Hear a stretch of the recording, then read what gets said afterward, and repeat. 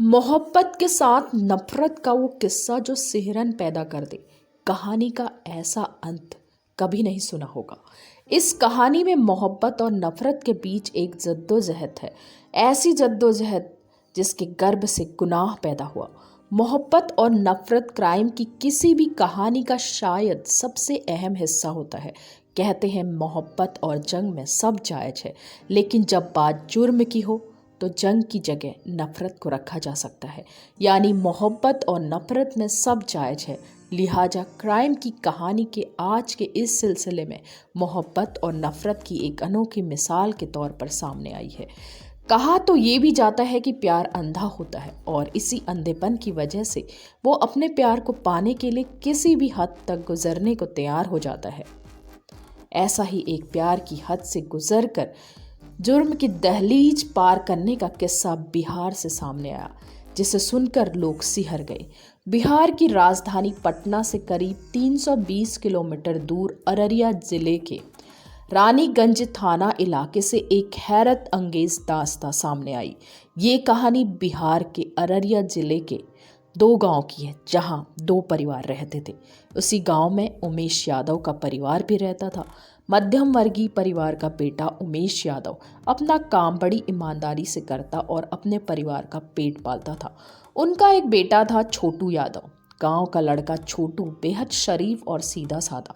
उनके गांव के नज़दीक एक दूसरे गांव में एक परिवार रहता था, जिसकी लड़की थी आरती कुमारी।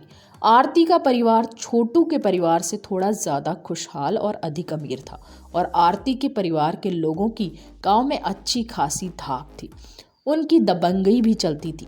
इसी गांव में छोटू यादव के नाना नानी भी रहते थे। यानी ये भी कहा जा सकता है कि आरती के गांव में ही छोटू का ननिहाल था। जाहिर सी बात है कि अक्सर छोटू और उसके परिवार का अपने नाना नानी और मामा मामी के पास आना जाना लगा रहता था। छोटू जब भी अपने ननिहाल जाता तो वहाँ गांव के दूसरे लोगों से भी मेल मुलाकात करता रहता था। इसी बीच छोटू की उसी गांव के एक लड़के के साथ दोस्ती हो गई। इत्तेफाक से लड़का आरती का भाई था। दोनों के बीच अच्छी छनने लगी और छोटू ने आरती के भाई से फ़ोन नंबर लिया और दोनों के बीच अच्छी लंबी बातचीत होने लगी। कहा जा सकता है कि दोनों के बीच अच्छा याराना हो गया। करीब 2 साल पहले एक रोज़ आरती ने अपने भाई से नंबर लेकर छोटू से बात की। उस पहली बातचीत में दोनों ने अपने अपने शौक साझा किए और अपनी अपनी बातों को एक दूसरे से शेयर किया। इस बीच बातचीत के बाद दोनों को लगा कि उनके बीच में बहुत कुछ ऐसा है जो बिल्कुल एक जैसा है। दोनों की पसंद एक दूसरे से मिलती जुलती है। दोनों को एक जैसा खाना और एक जैसी बातों में दिलचस्पी थी। लिहाजा दोनों ने एक दूसरे के साथ अपने अपने नंबर साझा कर लिए और दोनों के बीच बातों का सिलसिला शुरू हो गया। वक्त जैसे जैसे आगे बढ़ा दोनों की बातचीत का सिलसिला और भी आगे बढ़ा। धीरे धीरे दोनों की दोस्ती और गहरी हो गई और वक्त के साथ ये दोस्ती कब प्यार में बदल गई, उन्हें भी इसका अंदाज़ा नहीं हुआ। मगर कमाल देखिए कि दोनों एक दूसरे के साथ जीने मरने की कस्में खाने लगे थे, लेकिन दोनों ने अभी एक दूसरे को देखा तक नहीं था, क्योंकि आरती अमूमन अपने घर से कम निकलती थी और छोटू भी ननिहाल में जाने के बावजूद आरती के घर कभी नहीं जाता था। इजहार मोहब्बत के दरमियान आरती और छोटू ने एक दूसरे के साथ जीवन भर का साथ निभाने की कस्में तक खानी शुरू कर दी। हालांकि उस वक्त छोटू की उम्र महज 22 साल की थी और वो अभी कुछ कमाता भी नहीं था। लिहाजा दोनों के बीच ये तय हुआ कि पहले कोई नौकरी वगैरह की जाए, उसके बाद आगे अपने सपनों की दुनिया बसाएंगे। कहते हैं कि इश्क और मुश्क छुपाए नहीं छुपता। ऐसा ही छोटू और आरती के साथ भी हुआ। दोनों के बीच पनपते प्यार और मोहब्बत का किस्सा उनके घर वालों तक जा पहुंचा। ये बात जब आरती के भाई और भाभी को पता चली तो उन्हें ये नागवार गुजरा, क्योंकि यहाँ मोहब्बत और नफ़रत से भी एक बड़ी चीज़ सामने आ गई, वो थी हैसियत। और ये बात जग जाहिर थी कि छोटू का परिवार हैसियत में आरती के परिवार से बहुत कम था और उनके सामने कहीं टिकता नहीं था। हालांकि इन सब के बावजूद दोनों के बीच फ़ोन पर बातचीत का सिलसिला जारी रहा। 2 साल तक ये सिलसिला यूं ही चलता रहा, मगर दोनों एक दूसरे से कभी मिले नहीं। ऐसे में आरती की भाभी ने मोहब्बत की इस कहानी में एक ट्विस्ट पैदा किया और घर वालों को इस बात के लिए राजी किया कि मोहब्बत की इस कहानी में यही ब्रेक लगवाना ज़रूरी है, वरना बात खानदान की इज्जत तक पहुंच जाएगी। लिहाजा अब घर वालों ने आरती पर पहले से ज़्यादा नज़र रखनी शुरू कर दी और छोटू से बात न करने की ताकीद तक कर दिया। लेकिन जब ये सिलसिला यूं ही जारी रहा तो आरती के घर वाले अब धमकी पर उतारू हो गए। उन्होंने आरती से कहा कि छोटू से न तो वो बात करेगी, बल्कि उस तक ये खबर ज़रूर पहुंचा दे कि अगर वो कभी उन्हें इस गांव में नज़र आ गया तो वो लोग उसे मार डालेंगे। छोटू का अपने ननिहाल तो आना जाना लगा ही रहता था। लिहाजा आरती ने छोटू से कहा कि वो अब गांव ना आया करे, क्योंकि उसके घर वाले उसकी जान के दुश्मन हो गए हैं।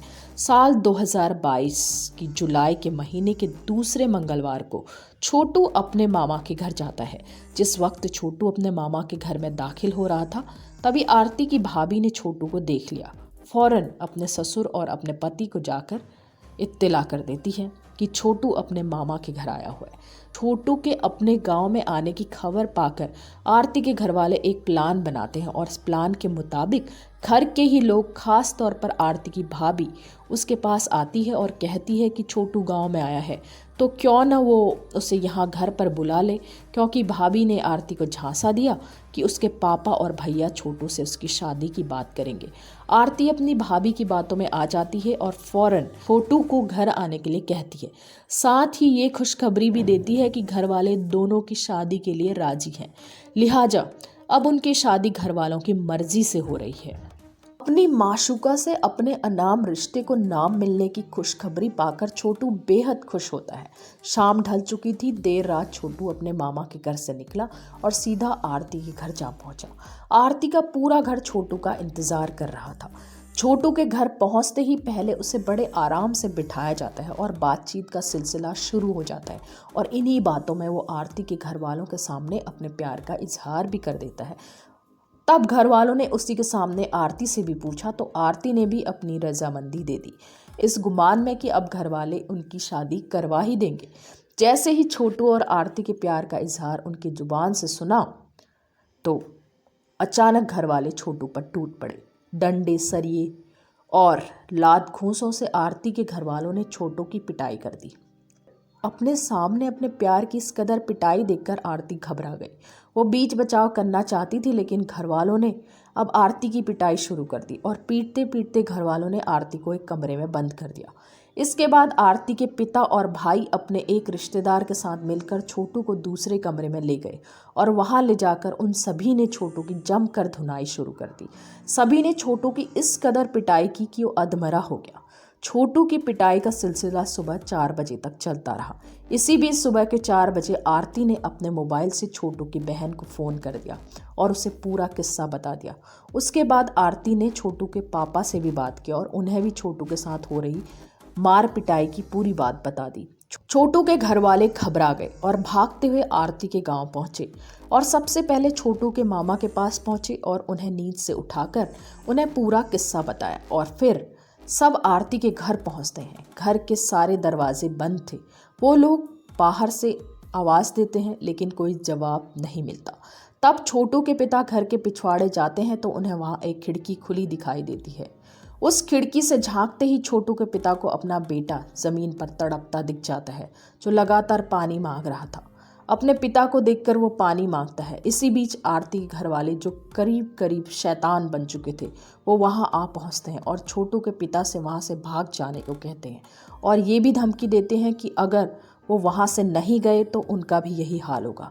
लेकिन छोटू के पिता मिन्नतें करते हैं कि किसी तरह उनके बेटे को पानी पिला दो। तब आरती के पिता छोटू के पिता को घर के भीतर बुलाते हैं और कहते हैं कि पहले इस बात पर समझौता कर लिया जाए, फिर आगे देखेंगे। इसी बीच छोटू की बहन के जरिए पूरे गांव के लोगों को छोटू का हाल पता चल जाता है और पूरा गांव सुबह सुबह आरती के गांव में जाकर आरती के घर के बाहर इकट्ठा हो जाता है। अपने घर के बाहर इतनी भीड़ देखकर आरती के घर वाले घबरा जाते हैं। इस बीच गुस्साए गांव वाले दरवाज़ा तोड़कर आरती के घर में पहुंच जाते हैं। गुस्साए गांव वालों को देखकर आरती के घर वाले घर के पिछवाड़े से निकलकर भाग गए। इस बीच गांव वाले जब तक छोटू के पास तक पहुंचते हैं तब तक छोटू की जान निकल चुकी थी। घर वालों ने देखा छोटू के नाखून उखड़े हुए थे और हाथ पैर दोनों की हड्डियां टूट चुकी थी और जिस्म पर जलने के काले निशान आरती के घर वालों की बेरहमी की गवाही दे रहे थे। वहीं फर्श पर एक बिजली का नंगा तार भी नजर आया। बात को समझते देर नहीं लगी कि छोटू को बिजली का करंट भी देकर तड़पाया गया था। गांव वाले छोटू को उठाकर अस्पताल पहुंचे तो डॉक्टरों ने उसे मुर्दा करार दे दिया। अब ये बात पुलिस तक पहुंच गई और गांव के लोगों ने हंगामा खड़ा कर दिया। दूसरे कमरे में बंद आरती को भी बाहर निकाला गया। उसकी भी हालत खराब थी। आरती को तब किसी ने बताया कि छोटू मर चुका है। ये सुनकर आरती बेहोश हो गई। आरती जब होश में आई तो छोटू को देखने की जिद करने लगी। उसे पोस्टमार्टम हाउस ले जाया गया, जहां वो छोटू से लिपटकर रोने लगी। इस बीच पुलिस ने आरती के पिता और भाई को गिरफ्तार कर लिया, मगर गांव के लोग बुरी तरह गुस्से से बौखलाए हुए थे। पुलिस ने जैसे तैसे गांव वालों को समझाया और छोटू के अंतिम संस्कार के लिए राजी कर लिया। आरती ने छोटू के अंतिम संस्कार में जाने की बात कही और अंतिम संस्कार स्थल पर जाकर आरती ने छोटू के साथ चिता में जलने की खौफनाक जिद ठान ली। बड़ी मुश्किल से लोगों ने आरती को समझाया। छोटू के अंतिम संस्कार के बाद अब आरती ने अपना एक फैसला सुनाया। उसने कहा कि वो अब इस घर में कभी नहीं जाएगी, लिहाजा अब वो ताउम्र उसकी विधवा बनकर रहेगी। तब छोटू के पिता उमेश यादव ने सारे गांव के सामने ये कहकर आरती को गले लगा लिया कि आज से ये मेरी न तो बेटी है न ही बहू, बल्कि ये मेरा बेटा है। उसके बाद छोटू के पिता आरती को लेकर प्राइवेट नर्सिंग होम में गए। वहां उसका इलाज करवाया और इलाज करवाने के बाद उमेश यादव आरती को लेकर घर आते हैं और अब आरती उसी घर में उमेश यादव का बेटा बनकर रह रही है।